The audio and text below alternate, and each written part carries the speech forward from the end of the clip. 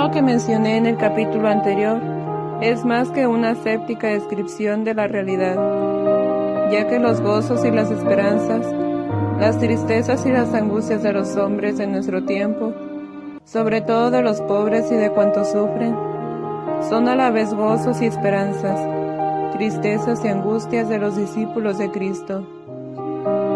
Nada hay verdaderamente humano que no encuentre eco en su corazón, en el intento de buscar una luz en medio de lo que estamos viviendo, y antes de plantar algunas líneas de acción, propongo dedicar un capítulo a esta parábola, dicha por Jesucristo hace 2000 años. Porque si bien esta carta está dirigida a todas las personas de buena voluntad, más allá de sus convicciones religiosas, la parábola se expresa de tal manera que cualquiera de nosotros puede dejarse interpelar por ella. Un maestro de la ley se levantó y le preguntó a Jesús para ponerlo a prueba: Maestro, ¿qué debo hacer para heredar la vida eterna? Jesús le preguntó a su vez: ¿qué está escrito en la ley? ¿Qué lees en ella?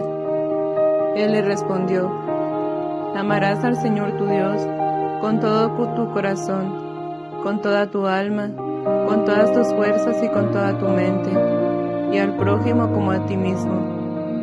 Entonces Jesús le dijo: has respondido bien, pero ahora practícalo y vivirás. El maestro de la ley, queriendo justificarse, le volvió a preguntar: ¿quién es mi prójimo? Jesús tomó la palabra y dijo: un hombre bajaba de Jerusalén a Jericó y cayó en manos de unos ladrones, quienes después de despojarlo de todo y herirlo, se fueron, dejándolo por muerto. Por casualidad, un sacerdote bajaba por el mismo camino, lo vio, dio un rodeo y pasó de largo.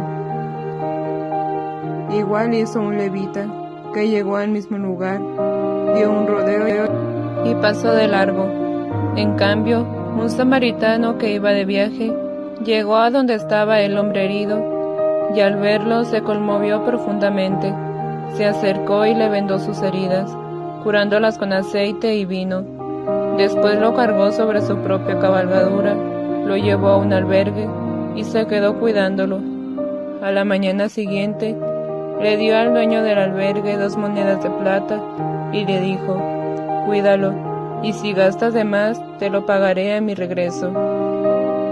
¿Cuál de estos 3 te parece que se comportó como prójimo del hombre que cayó en manos de los ladrones? El maestro de la ley respondió: el que lo trató con misericordia. Entonces Jesús le dijo: tienes que ir y hacer lo mismo. Esta parábola recoge un trasfondo de siglos, poco después de la narración de la creación del mundo y del ser humano. La Biblia plantea el desafío de las relaciones entre nosotros. Caín destruye a su hermano Abel y resuena la pregunta de Dios: ¿dónde está tu hermano Abel? La respuesta es la misma que frecuentemente damos nosotros: ¿acaso yo soy guardián de mi hermano? Al preguntar, Dios cuestiona todo tipo de determinismo o fatalismo que pretenda justificar la indiferencia como única respuesta posible. Nos habilita, por el contrario, a crear una cultura diferente que nos oriente a superar las enemistades y a cuidarnos unos a otros. El libro de Job acude al hecho de tener un mismo Creador como base para sostener algunos derechos comunes. ¿Acaso el que me formó en el vientre no lo formó también a él y nos modeló del mismo modo en la matriz? Muchos siglos después, San Irineo lo expresaba con la imagen de la melodía. El amante de la verdad no debe dejarse engañar por el intervalo particular de cada tono, ni suponer un creador para uno y otro para otro, sino uno solo.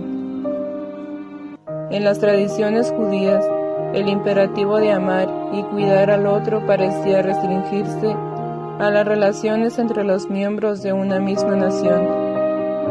El antiguo precepto, amarás a tu prójimo como a ti mismo, se entendía ordinariamente como referido a los connacionales.